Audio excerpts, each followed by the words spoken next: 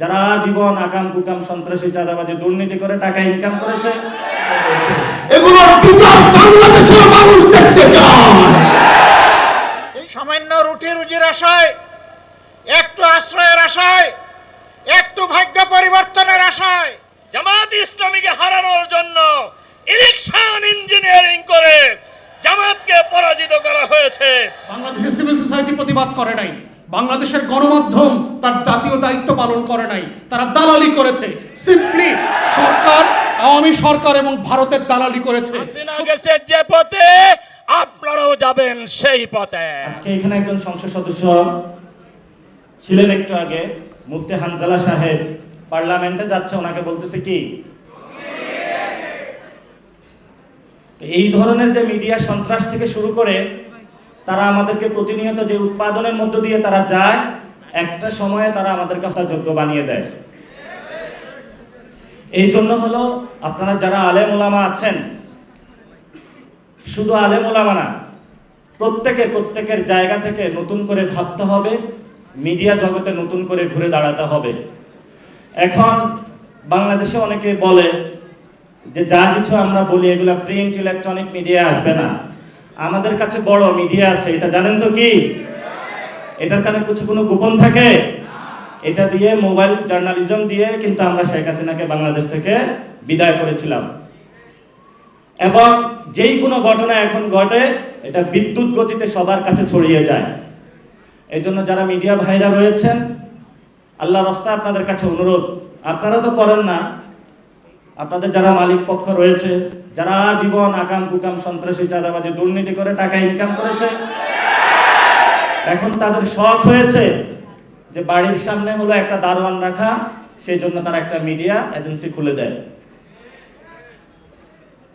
তো এই যদি হয় মিডিয়া ইন্ডাস্ট্রি বাংলাদেশে, তাহলে বাংলাদেশের ভবিষ্যৎ, যেটা আমরা সংবিধানের স্বীকৃত বিষয় অনুযায়ী যে ফ্রিডম, প্রেস ফ্রিডম, সেটা তো বাংলাদেশ অনেক তলানিতে আছে। তাহলে সেটা থেকে আমরা কিভাবে মুক্তি পাবো, এটা আমাদেরকে মন্ত্রী মহোদয় দিক নির্দেশনা দিবেন। আজকে যিনি এখানে এসেছেন মিডিয়া মন্ত্রী, ইনফরমেশন মিনিস্টার, উনি অনেক ভালো লোক।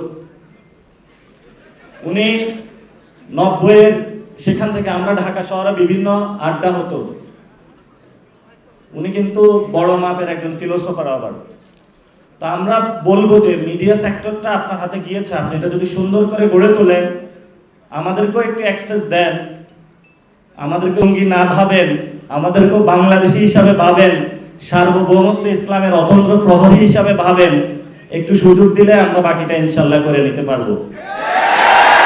এজন্য আমরা মনে করি শাপলা নামে একটি চ্যানেল আসা উচিত, যে চ্যানেলের মধ্য দিয়ে আগামীতে যে কেউ যারা শাপলা কাহিনী ঘটিয়েছিল সেটা আপনার তথ্য অনুসন্ধান করে শাপলাদের পর্দার আড়ালের কি ঘটনা ঘটেছিল সেটা আমরা ইনশাআল্লাহ উন্মোচন করব। শেষ কথা যেটা বলবো, হেফাজতে ইসলামের সেই শাপলায় যারা এসেছিল, মেসাকার চালানো হয়েছিল, দাবিগুলো কি আপনারা ভুলে গিয়েছিলেন? দাবিগুলো আমাদের এখনো বুকে আছে। কোথায় আছে? এই দাবিগুলো আমরা বাংলাদেশে যতদিন থাকবো ততদিন আমরা ইনশাআল্লাহ ইসলাম এবং বাংলাদেশের সার্বভৌমত্বের জন্য অতন্ত্র প্রহরী হিসাবে কাজ করব ইনশাআল্লাহ। আপনারা জানেন আমাদের সীমান্তে গেরুয়া সন্ত্রাস এসেছে, এই জন্য হলো গেরুয়া সন্ত্রাস মোকাবেলায় বাংলাদেশের ফরেন পলিসি থেকে শুরু করে নতুন করে সবকিছু আমাদেরকে সাজাতে হবে। এই গেরুয়া সন্ত্রাসের শিকার মোদি যখন বাংলাদেশে এসেছিল, আপনারা সবাই রাজপথে নেমেছিলেন এবং অনেকে শহীদ হয়েছিলেন, জেলে গিয়েছিলেন, মনে নাই আপনাদের? সেই ভাইয়ের কথা যদি মনে থাকে, রক্তের উপরে দাঁড়িয়ে হলো যদি বাংলাদেশে কোনো গেরুয়া সন্ত্রাসের একটু ছিটেফোঁটা আসার চেষ্টা করা হয়, আমরা রক্ত দিয়ে ইনশাআল্লাহ প্রতিরোধ করব তাদেরকে কাঁদতে দেন, জনগণের কাছে, মানুষের কাছে কাঁদতে দেন। সেদিন তারা আসলে কি দেখেছে, তারা কত রক্ত দেখেছে, সেদিন কত হাজার স্যান্ডেল দেখেছে। ডাস্টবিন ক্লিন করে সিটি কর্পোরেশন একজনের কর্মকর্তা আমাকে বলেছে, আমার জীবনে আমি এত রক্ত যেমন দেখি নাই, এত স্যান্ডেলও দেখি নাই। কি পরিমাণ জিনিস সেখান থেকে ক্লিয়ার করতে হয়েছে গত কয়েক ঘন্টার ভিতরে। আমাদের সিটি কর্পোরেশনগুলো যদি প্রত্যেক দিন এত প্রফেশনাল হইতো ময়লা আবর্জনা পরিষ্কার করতে, তাহলে Dhaka should have been the finest cleanest city in the world. সেই আবর্জনা পরিষ্কার করবার দায় রাষ্ট্র এই সিটি কর্পোরেশন নেয় না, কিন্তু শহীদদের রক্ত পরিষ্কার করবার দায় অল্প কয়েকটা ঘন্টার মধ্যে তারা নিয়েছে। এবং যারা করেছেন সিটি কর্পোরেশনের সেই কর্মকর্তারা সোনার বাংলায় এখনো আছেন। গণতদন্ত কমিশন করেন, কারা কারা সেদিন দায়িত্ব পালন করেছেন। ৭,৫০০ আইন শৃঙ্খলা বাহিনীর সদস্য, পুলিশ, র্যাব, আর্ম ফোর্সেস এজেন্সির লোকজন কাজ করেছে এবং প্রত্যেকটা ফোর্সের মেম্বারদের লগবুক আছে, কারা সেদিন ডিউটি করেছেন। আপনি সেগুলো কল করেন, কমান্ডিং অফিসারদেরকে ডাকেন, কারা কারা দেশে আছে, কারা কারা এখনো পালায় নাই। আমার নিঃসন্দেহে দেখবেন বর্তমান সরকারেরও কাপড়ের নিচে অনেক পলাতক গণ আসামিদেরকে খুঁজে পাওয়া যাবে। অতএব বিচার করতেই হবে জাতির, ফর ন্যাশনাল পস্টারিটি। ইনসাফ এমন একটা লড়াই, যদি আমরা বারবার এটাকে ডিসপেন্স করতে ব্যর্থ হই, তাহলে যেটা করবে প্রত্যেকটা জুলুম আর একটা জুলুমের জন্ম দিয়ে যাবে, আর একটা লড়াইকে আপনাদেরকে মোকাবেলা করতে হবে। পিলখানা গণহত্যা হয়েছে, বাংলাদেশ রাষ্ট্র, সিভিল সোসাইটি, সাংবাদিক, বুদ্ধিজীবী, বস্তির বুদ্ধিজীবীগুলা কেউ সেদিন কথা বলে নাই, মুখ খোলে নাই। খোলে নাই বলি 17 বছর ধরে বিরোধী দলের নেতা কর্মীদের উপরে দিনের পর দিন, মাসের পর মাস গণহত্যা হয়েছে। বাংলাদেশের সিভিল সোসাইটি প্রতিবাদ করে নাই, বাংলাদেশের গণমাধ্যম তার জাতীয় দায়িত্ব পালন করে নাই, তারা দালালি করেছে। সিম্পলি সরকার, আওয়ামী সরকার এবং ভারতের দালালি করেছে, সত্যের দালালি করে নাই, রাষ্ট্রের পক্ষে দাঁড়ায় নাই, শহীদের পক্ষে, জনগণের পক্ষে দাঁড়ায় নাই। এবং সেই গণহত্যা বিচার করতে পারি নাই বলেই আমরা দেখেছি কিভাবে গুম করে হাজার হাজার বাংলাদেশের নাগরিকদেরকে নাই করে দেওয়া হয়েছে। 17-17টা বছর শুধু গুম করা হয় নাই, হত্যা নাই, লাশটা পর্যন্ত মেমোরি, স্মৃতি আকারে শেষ করে দেওয়া হয়েছে। হাজার হাজার পরিবার জানে না কোন দিন মৃত্যু দিবস, দোয়াটা কোন দিন পড়বে, এই মেমোরি পর্যন্ত, এই স্মৃতি পর্যন্ত নাই বাংলাদেশে। বিচার হয় নাই বলেই 24-এ আরো 1400 শহীদকে জীবন দিতে হয়েছে। অতএব এই বাস্তবতায় বিজেপির রাজনীতি যেহেতু সীমান্তে চলে আসছে, এটার ডাইভার্স কনসিকুয়েন্স আছে আমাদের রাষ্ট্রে, ফরেন পলিসি কনসিকুয়েন্স আছে, ক্রস বর্ডার টেরোরিজম ক্রিয়েট করা হবে। কয়দিন পরে দেখবেন দাড়িওয়ালা, টুপিওয়ালা, নামধারী লোকদেরকে জঙ্গি নাটক মঞ্চস্থ করবার চেষ্টা করা হয়েছে না গত কয়েকদিন আগে? আমরা প্রথম দিন থেকে প্রতিবাদ করেছি বলে কি হয়েছে? পুলিশ এই নাটক নিয়ে বেশি দূর যাইতে পারে নাই। বাংলাদেশের সেনাবাহিনীকে নিয়ে নাটক করা হচ্ছে, বিমান বাহিনীতে তেহরিকে তালেবান পাকিস্তানের লোক পাওয়া গেছে। তেহরিকে তালেবান পাকিস্তান ভারতের রয়ের টাকায় ফান্ডিংয়ে চলে, এই গল্প কি আমরা জানি না? আমরা হাওয়া খেয়ে বেড়াই? অতএব এই জঙ্গি নাটক, তেহরিকে তালেবান পাকিস্তানের নাটকের খেলা বন্ধ করতে হবে। যেই নাটক ফ্লপ করছে, যেই নাটক সিনেমা হলে গিয়ে কেউ দেখে নাই গত 17 বছর, সেই নাটক আগামী দিনে মঞ্চস্থ করে আপনার শেয়ার বাজারে কোনো দর পতন ঠেকাইতে পারবেন না। অতএব বাস্তবতা হচ্ছে এই গণহত্যা বিচারের দাবি নিয়েই হচ্ছে বাংলাদেশ রাষ্ট্রকে আগামী দিনে মোকাবেলা করতে হবে। বিজেপির এই হিন্দু ফ্যাসিস্ট, ফ্যাসিবাদী রাজনীতিকে আমরা কিভাবে মোকাবেলা করব, এবং ওলামায়ে কেরামের হিস্টোরিক রেসপন্সিবিলিটি আছে। হেফাজতের আন্দোলনটাকে যেভাবে প্রান্তিক পর্যায়ে নিয়ে যাওয়া দরকার ছিল, আমরা ওলামায়ে কেরামদের কাছ থেকে সেটা দেখি নাই। এই দাবিটা নিয়ে প্রত্যেক মসজিদ, মাদ্রাসা, পাড়ায়, মহল্লায় যেভাবে সভা সমাবেশ, দাবিনামা উত্থাপন করবার দরকার ছিল, ওলামায়ে কেরামদের কাছ থেকে আমরা সেটা আশা করেছিলাম, সেটা আমরা দেখি নাই।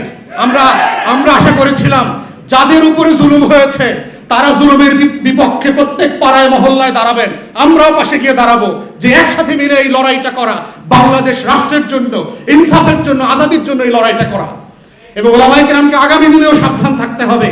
আপনাদেরকে যেন বিজেপির এই গেরুয়াময় সীমান্তে, আমার প্রত্যেক সীমান্তে এখন বিজেপি আক্রমণ করে বসছে, এই জায়গার রাজনীতি আগামী ওলামায়ে কেরামদেরকে কোনো ফাঁদে যেন না ফেলে, সেই নাটক থেকে আমাদেরকে বাঁচার জন্য এখন থেকে প্রস্তুত হতে হবে। হেফাজতও কিন্তু আওয়ামী লীগের ফাঁদে পড়েছে, সেই নাটকও কিন্তু আমরা দেখেছি। অতএব আমরা চাই ইনসাফের পক্ষের ওলামায়ে কেরামরা, আজাদির পক্ষের ওলামায়ে কেরাম। জুলাই গণ অভ্যুত্থানে শহীদরা, শহীদের বাবা মারা দাঁড়িয়ে তারা বলতে পেরেছে যে আমি আমার সন্তানের বিচার চাই। মা দাঁড়িয়ে বলেছে আমি আমার সন্তানের বিচার চাই। বাবা দাঁড়িয়ে বলেছে আমি আমার সন্তানের বিচার চাই, ভাই দাঁড়িয়ে বলেছে আমি আমার ভাইয়ের বিচার চাই, বোন দাঁড়িয়ে বলেছে আমি আমার ভাইয়ের বিচার চাই, কিন্তু শাপলার গজার কোনো বাবা মা সন্তানের বিচার চেতে পারে নাই। সেই ছিল 5 মে। সেই শাপলার ইতিহাসের একজন বাবা ঠিক মতো দাঁড়িয়ে, একজন ভাই ঠিক মতো দাঁড়িয়ে, একজন মা ঠিক মতো দাঁড়িয়ে তার সন্তানের বিচার চেতে পারে নাই। এরকম 17 বছরের জিনজালে আমাদেরকে আবদ্ধ করে রাখা হয়েছিল। কিন্তু সেদিন যদি সবাই একসাথে কাঁধে কাঁধ মিলাতো, 13 সালেই সেই ফেসিবাদের মুক্ত করতাম আমরা বাংলাদেশকে। এজন্য প্রিয় ভাইরা আমার, প্রিয় ভাইরা আমার, প্রিয় ভাইরা আমার, এই শাপলা আমরা ধারণ করি। শাপলার রাতে আমরা রক্ত দিয়ে প্রমাণ করেছি বাংলাদেশের জন্য আজ আমরা রক্ত দিতে পারব। আমরা এই শাপলাকে সারা জীবন ধারণ করে রাখবো। বাংলাদেশের স্বার্থে, দেশের স্বার্থে, ইসলামের স্বার্থে যখনই প্রয়োজন হবে এই শাপলা তখনই দাঁড়িয়ে ইসলামের পক্ষে আওয়াজ তুলবে। এজন্য আজ মাওলানা মামুনুল হক দামাত বারাকাতুহুম তিনি এই স্মৃতি সংসদকে ধরে জাতিকে স্মরণ করাচ্ছে যে শাপলা ছিল, 5 মে ছিল, এরকম এক গণহত্যা হয়েছে, আমরা সেটার বিচার পাইনি। এজন্য বর্তমান সরকারকে বলবো পিছনের অনেক ইতিহাস রয়ে গিয়েছে, এগুলোর পিছনে আপনারা একটু নজর দিবেন। একদিকে শাপলা রয়েছে, 5 মে রয়েছে, আরেকদিকে সেই আর্মি বিডিআরের সেই হত্যা রয়েছে। এগুলোর বিচার বাংলাদেশের মানুষ দেখতে চায়।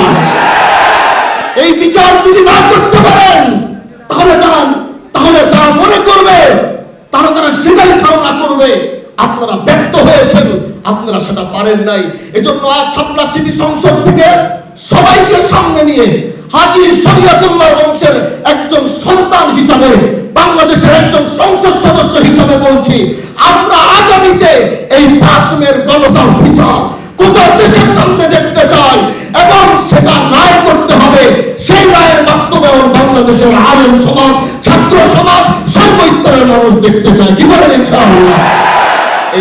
আমরা বলেছিলাম গণভোট আর জাতীয় নির্বাচন আলাদা আলাদা দিনে করা, গণভোট আগে করা, এরপরে জাতীয় নির্বাচন করা। কিন্তু বিএনপি একসাথে নির্বাচনের জন্য প্রস্তাব দিয়েছিল, একসাথে গণভোট এবং জাতীয় নির্বাচন একই দিনে হবে।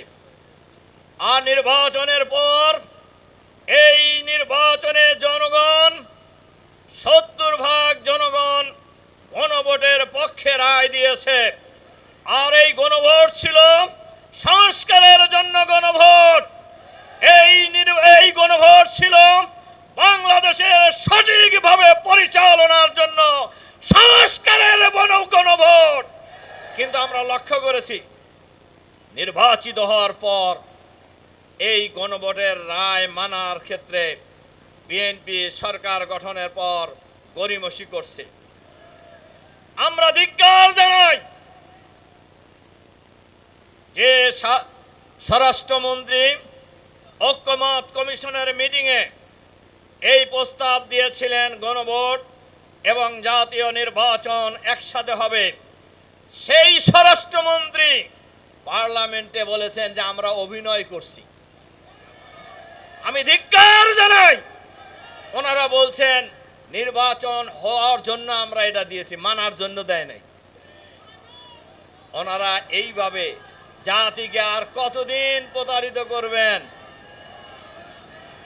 ওনারা জাতিকে প্রতারণা করে, ওনাদের ভাষায় যদি বলি তাহলে ওনারা নিজের মন থেকে গণভোটের প্রস্তাব তারা দেয় নাই। আর এই নির্বাচন কিভাবে হয়েছে এটা বাংলাদেশের মানুষ জানে। একজন অন্তর্বর্তীকালীন সরকারের একজন উপদেষ্টা তিনি বলেছেন আমরা জামাতকে ক্ষমতায় আসতে দেই নাই। অন্তর্বর্তীকালীন সরকারের প্রধান আইন কর্মকর্তা উনি এখন সরকারের আইনমন্ত্রী। অন্তর্বর্তীকালীন সরকারের একজন প্রভাবশালী উপদেষ্টা এখন সরকারের পররাষ্ট্রমন্ত্রী। তাহলে বোঝা যায় এই চক্রই জামাত ইসলামীকে হারানোর জন্য ইলেকশন ইঞ্জিনিয়ারিং করে জামাতকে পরাজিত করা হয়েছে। সংগ্রামী ভাই এবং বন্ধুগণ, তারা নির্বাচিত হওয়ার পর আমাদের বক্তব্য খুবই পরিষ্কার। এই বাংলাদেশের জনগণ, ওনারা বলেছেন গণভোট নাকি ওনারা বোঝে না, কেউ বাংলাদেশে মানে না বুঝে ভোট দিছে। আচ্ছা বলেন, আপনারা বুঝে দেন নাই? ওনারা মনে করেন ওনারাই খালি চালাক, বাংলাদেশের লোকেরা সব বোকা। এটা কি উল্টাটা হইতে পারে না? বাংলাদেশের মানুষ সবসময় সঠিক কাজ করছে, বাংলাদেশের মানুষ সবসময় সঠিক রায় দিয়েছে। কখনো কখনো জনগণের রায় নিয়ে সিনেমিনি খেলা হয়েছে, কখনো কখনো ভোট নিয়ে সিনেমিনি খেলা হয়েছে, কখনো কখনো ভোটে ইঞ্জিনিয়ারিং করা হয়েছে। এই তামাশা বাংলাদেশের মানুষ আগামী দিনে আর কাউকে করতে দেবে না ইনশাআল্লাহ। আমাদের নেতা, পার্লামেন্টের বিরোধী দলীয় নেতা, জামাত ইসলামের সংগ্রামী আমির শুরু থেকেই বলে এসেছেন, আমরা এই না বলার কালচার থেকে জাতিকে মুক্ত করতে চাই। এই জন্যই আমরা সংসদে গিয়েছি, আমরা বলেছি, আমাদের নেতা বলেছেন, আমরা পার্লামেন্টে সরকারের সকল ভালো কাজের সহযোগিতা করব, কিন্তু সরকারের দেশ বিরোধী, জনগণ বিরোধী, ইসলাম বিরোধী সকল কর্মকাণ্ডের আমরা প্রতিবাদ জানাবো, প্রতিরোধ জানাবো বাংলাদেশের। আমরা সেই নীতিতে এগিয়ে যাচ্ছি। সংগ্রামী ভাই এবং বন্ধুগণ, আমরা পরিষ্কারভাবে বলতে চাই, বর্তমান সরকার আওয়ামী স্টাইলে বাংলাদেশ পরিচালনা করার চেষ্টা করছে। আওয়ামী স্টাইলেই যদি বাংলাদেশ চলে, গায়ের জোরেই যদি বাংলাদেশ চলে, গায়ের জোরেই যদি পার্লামেন্ট চলে, তাহলে ফ্যাসিবাদ মুক্ত করার জন্য বাংলাদেশের হাজার হাজার মানুষ জীবন দিল কেন? হাজার হাজার মানুষ পঙ্গু হলো কেন? হাজার হাজার মানুষ জেলখানায় গেল কেন? জনগণ যে গণভোটের রায় দিয়েছে, সেই গণভোটের রায় অবিলম্বে বাস্তবায়ন করতে হবে। আপনারা কি এটার সাথে একমত? আমরা সরকারকে বলতে চাই, মাননীয় প্রধানমন্ত্রী, আপনি আজকে শ্রমিক সমাবেশে আসছেন, আপনার দলের শ্রমিক সমাবেশে, এখানেও আপনার গোয়েন্দা সংস্থার লোকেরা আছে।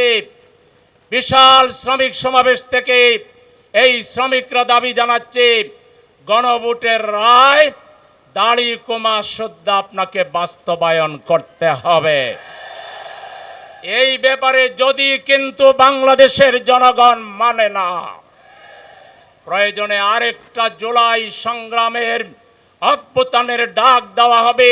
সেই ডাকে আরো বেশি পরিমাণ শ্রমিক নিয়ে রাস্তায় নামতে আপনারা কি তৈরি আছেন?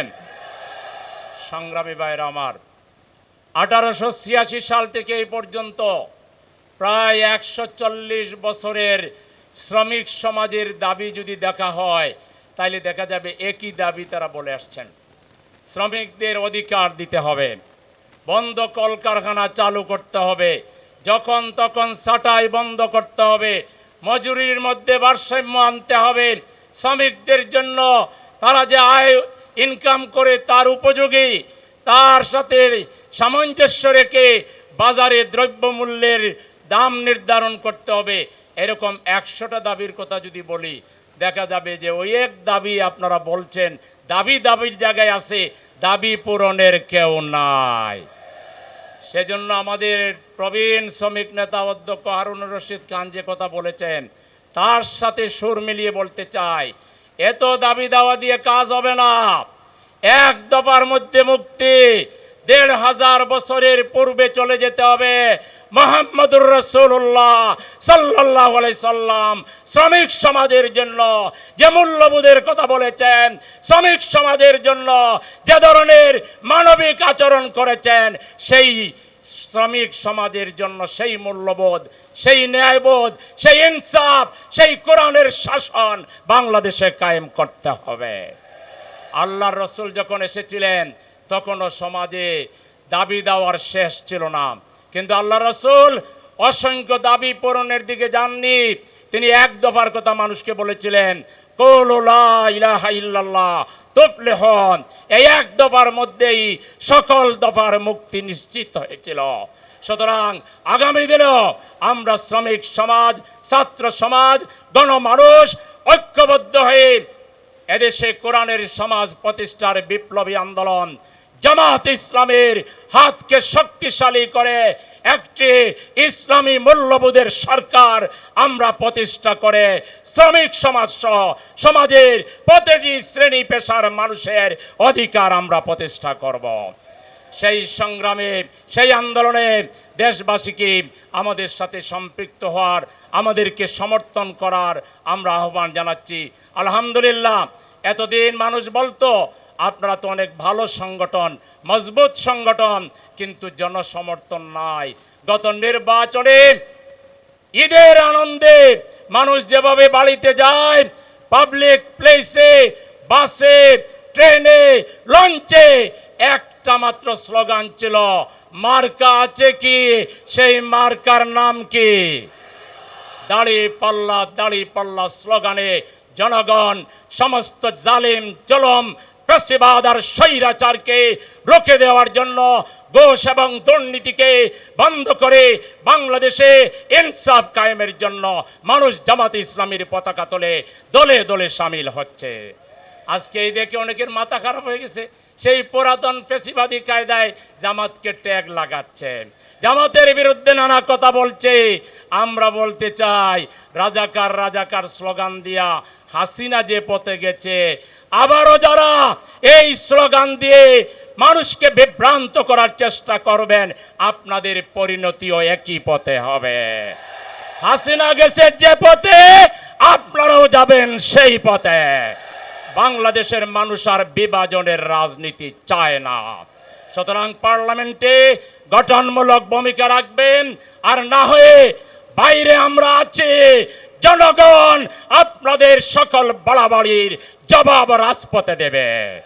আমরা কি দেখি, যখনই কোনো ইস্যু আছে এই সমস্ত নেতা নেত্রীরা সামনে এসে দাঁড়ায় যায়, তারপরে এখানে আন্দোলন দানা বেঁধে উঠে, মাঠ গরম হয়, কিছু মানুষের জীবন যায়, কিছু মানুষ আহত হয়, কিছু মানুষের চাকরি যায়, কিন্তু নেতা নেত্রীরা রাতের আধারে তাদের ভাগটা পেয়ে যায়। তাদের ভাগ পেয়ে তারা সন্তুষ্ট হয়ে যায়। তখন গড়ে ওঠা আন্দোলনকে তারা ব্ল্যাকমেইলিং করে। এইভাবে যুগ যুগ ধরে নেতা নেত্রীর কপালের পরিবর্তন হলেও সাধারণ শ্রমিকদের ভাগ্যের কোনো পরিবর্তন হয়নি। তারা আবার শ্রেণী সংগ্রামের আওয়াজ তোলেন। তারা বলেন শ্রেণী শত্রু খতম করতে হবে। শত্রু কারা? শত্রু হচ্ছে মালিক পক্ষ। আচ্ছা, মালিকও যদি না থাকে তাইলে শ্রমিকটা কাজ করবে কোথায়? আমরা ওই খতমের রাজনীতিতে বিশ্বাসী না। আমরা পারস্পরিক শ্রদ্ধা, মর্যাদা, ভালোবাসার রাজনীতিতে বিশ্বাসী। আমরা বিশ্বাস করি মালিক যদি শ্রমিকের উপর ইনসাফ করে, শ্রমিক তার সমস্ত যোগ্যতা উজাড় করে মালিককে সহযোগিতা করবে, কাজ করবে। কিন্তু মালিক যদি শ্রমিককে ঠকায়, তাইলে স্বাভাবিকভাবেই ছায়ার দিকে পা তুললে ছায়াও কিন্তু পা তুলে। তখন আর ওই শ্রমিক বন্ধুটি, ভাইটি, বোনটি তার সমস্ত যোগ্যতা উজাড় করে ওই মালিকের জন্য কিছু করবে না। এতে উভয়ে ক্ষতিগ্রস্ত হবে। আমরা কারোই ক্ষতি চাই না, আমরা চাই তাদের মধ্যে সমন্বয়। আজকে বাংলাদেশের 16 কোটি, 18 কোটি, 20 কোটি বিভিন্ন জন বিভিন্ন কথা বলেন। তার মধ্যে বিশাল অঙ্গন জুড়ে শ্রমিকদের পদচারণা শুধু দেশের ভিতরে নয়, বাইরেও বটে। আজকে তো দেশের ভিতরের শ্রমিক ভাই বোনদের জন্য আমরা কথা বলছি, বাইরের যারা তারাও তো আমাদের ভাই বোন, তাদের জন্য কথা বলবে কে? সামান্য রুটি রুজির আশায়, একটু আশ্রয়ের আশায়, একটু ভাগ্য পরিবর্তনের আশায় এরা জীবনের ঝুঁকি নিয়ে সমুদ্রে নৌকার উপর চড়ে বসে। তারপরে কোনো একটা ঢেউ এসে তাদেরকে সমুদ্রের পেটে হজম করে ফেলে। আর কেউ ভাগ্যবশত চলতে চলতে, দুলতে দুলতে কোনো সুরত যেখানে গিয়ে পৌঁছতে চায় সেই বন্দরে ভিড়ে। ওখানে ভিড়ার পর কারো জায়গা হয় কারাগারে, হয় বনে জঙ্গলে, তারপরে আস্তে আস্তে আস্তে পথ খুঁজে নেয়। সেই সমস্ত লোকেরা যখন একটু কাজকর্ম করে, তখন বিদেশের মাটিতে প্রাসাদ গড়ার চিন্তা করে না। তাদের অর্জিত সমস্ত সম্পদ প্রিয় দেশে আপনজনের জন্য, দেশের জন্য পাঠিয়ে দেয়। হ্যাঁ, বৈধ পথে অনেক শ্রমিক যান, তারা যাওয়ার পথেই দালালদের খপ্পরে পড়েন, সিন্ডিকেটের খপ্পরে পড়েন।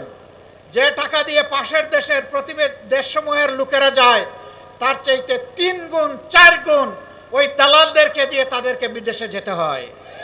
তখন তারা সেই টাকাটাও পুষাতে পারে না, তাদেরকে মানবেতর জীবনযাপন করতে হয়। 2-4টা দেশে যাওয়ার সুযোগ হয়েছে, দেখার সুযোগ হয়েছে, তারা 3টা শিফটে 1টা সিট ভাগাভাগি করে ঘুমায়। সেই সিটের প্রস্থ হচ্ছে 2.5 হাত। একজন ঘুমাইলে ওখানে আর আরেকজন ঘুমাতে পারবে না। একজনের ঘুম না ভাগলে আরেকজনকে অপেক্ষা করতে হবে দাঁড়িয়ে দাঁড়িয়ে। তাদের মুখের গ্রাস তারা স্যাক্রিফাইস করে দেশে টাকা পাঠায়। আমরা খুব সুন্দর করে বলি তারা রিমিটেন্স যোদ্ধা, কিন্তু এই যোদ্ধাদেরকে আমরা মর্যাদা দেই না। তারা যখন পাসপোর্ট রিনিউ করতে যায়, ঘাটে ঘাটে দালালের খপ্পরে পড়ে বিড়ম্বিত হয়ে তারা কষ্ট পায়। বছরের পর বছর যায়, সেখানে মিশন আছে, হাই কমিশন আছে, সেখানে আমাদের এমবাসি আছে, বড় বড় কর্মকর্তা কর্মচারীরা আছেন, কিন্তু আমাদের এই ভাই বোনদেরকে সেখানে ভোগান্তি পোহাতে হয়। তারা কেউ যখন চাকরি হারায়, যদি সঙ্গত কারণে হারায় বলার কিছু নেই, কিন্তু অনেকে অসঙ্গতভাবেও হারায়, তাদের পাশে দাঁড়ানোর কাউকে খুঁজে পাওয়া যায় না। আমরা এই পরিস্থিতি আর দেখতে চাই না। আমরা দেখতে চাই যেমন করে তাদেরকে রিমিটেন্স যোদ্ধা বলা হয়েছে, তেমন করে যেন তাদের মর্যাদাটাও তাদেরকে দেওয়া হয়। তাদের প্রয়োজনে দেশ এবং সরকার যেন তাদের পাশে দাঁড়ায়। যদি ওই সমস্ত এমবাসি এই কাজ না করতে পারে, ওখানে এমবাসি থাকারই কোনো প্রয়োজন নেই। এমবাসি কার জন্যে? এমবাসির কিছু কর্মকর্তা কর্মচারীকে লালন পোষণ করার জন্য নয়। এমবাসি ওখানে দেওয়া হয়েছে দেশের জনগণের স্বার্থকে সেখানে রক্ষা করার জন্য। সম্মানিত ভাইয়েরা,